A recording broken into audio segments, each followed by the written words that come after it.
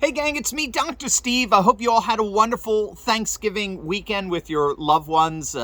For those of you outside of the United States, of course, we all extend our Thanksgiving blessings to you. I'm here in beautiful, slightly crisp Connecticut, celebrating with my family as I normally do, but I had to comment on the stunning political earthquake that just rocked the nation of the Netherlands, and it's already having ripple effects around the world, particularly in Ireland. This is going to blow your mind. Now, of course, Christmas is coming up, and while woke corporations are dropping their prices for Black Friday in the hopes of getting your business back, I'm here to tell you that Mike Lindell is offering better savings than anyone else this holiday season. And you know that's the case because Mike's one of us. And he's now offering, you get this, over 60% off all of his products. Products like his incredible MyPillow 2.0s, Mike's wildly comfortable slippers, my wife loves them, MyPillow mattress toppers, and more, all now with, get this, totally free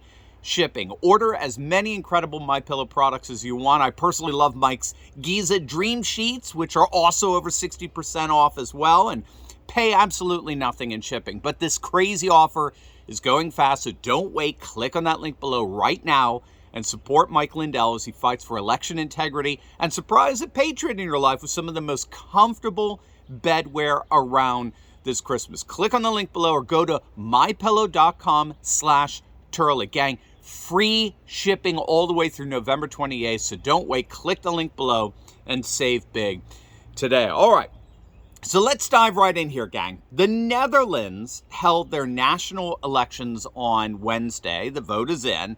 And to the utter astonishment of political pundits throughout the continent, the so-called far-right, radical right, ultra-right, make the Netherlands great again candidate Geert Wilders won in a stunning landslide. Wilders is often compared to Trump, both in terms of his style as well as his policies, and he campaigned promising that if given a majority in their next election, his party, the Dutch Freedom Party, would enact some of the single most stringent immigration restrictions in the whole of Europe.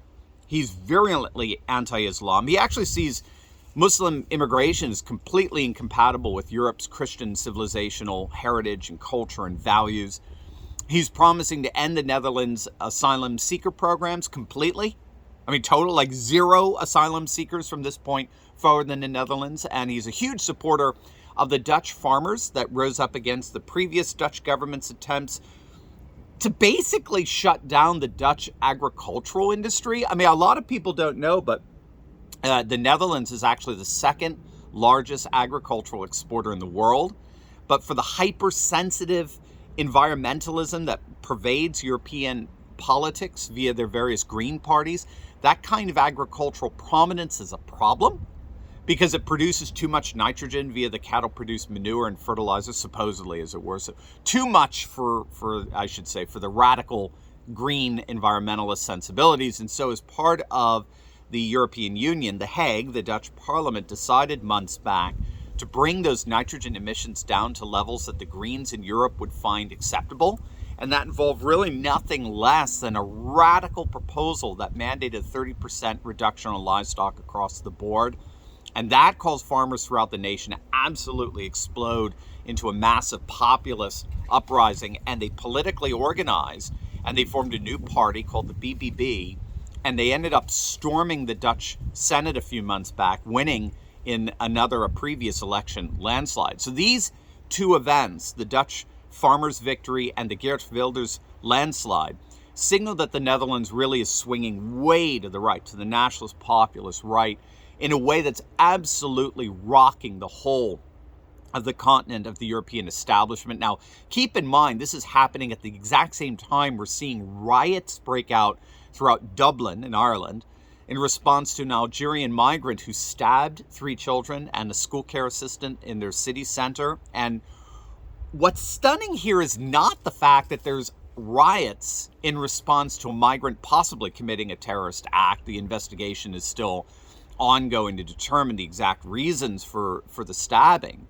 But regardless, what's stunning here is obviously not a comparably violent response on the part of the Irish. What's stunning is that Irish government officials are blaming so-called far-right hooligans for the riots. No, it's completely understandable and predictable response to migrant violence, right? Yeah, I mean, what these officials are doing is they're blaming Irish citizens for violence because they happen to be so-called far right. I mean, we have to remember that the Irish government, unfortunately, is very woke, very progressive. Ireland has taken an unfortunate hard turn to the left over the last 5 years or so. I think it's temporary, and they're proving just how absurdly woke they are by projecting the outrage over violence away from an Algerian migrant who stabbed children and projecting it onto so-called far-right Irish citizens, right? Irish citizens are the problem, not migrants. Irish citizens, because they have the wrong politics. So obviously, as you may have guessed, based on what we're seeing in the Netherlands, this projection is not going to work in Ireland. This approach to blaming citizens over migrants when migrants blatantly commit acts of violence is not going to work. And it's not going to work because the world is going through something akin to what the French sociologist Michel Maffesoli referred to as neo-tribalization, right? The world is tribalizing. In other words, the world is more and more reorganizing around region, race, religion. And in the process, they're often expelling, deporting those who don't belong, as it were. And the basic argument here is that with the death of liberal globalism, which has been collapsing now steadily for the last 3 decades or so, with the inevitable death of liberal globalism, the world is basically fracturing. It's breaking up. And populations are increasingly reorganizing themselves around their own shared identity markers, right? Nation, culture, custom, tradition, ethnicity, race, religion, region. This is why we're seeing nation first movements all over the world. America first, right, with Donald Trump. Argentina first, like we just saw last weekend with the election of the nationalist populist Javier Milei. El Salvador first, Italy first, Giorgia Meloni, the Brothers of Italy there, Sweden first with their newest nationalist populist government, Finland first, Britain first. I mean, that's basically what the Brexit movement was all about. But also Putin's Russia first, President Xi's China first, Prime Minister Modi's India first, President Erdogan's Turkey first. We could go on and on and on. The world is reconfiguring around national, cultural, civilizational spheres. And that means that more and more populations are embracing nationalist populist politics, such that what we're seeing in Europe, it's really just par for the course of what we're actually seeing happening all around the world. And what that means is that it appears increasingly inevitable that the last vestiges of Europe's left-wing politics, like what we're seeing in Ireland, for example, are on the brink.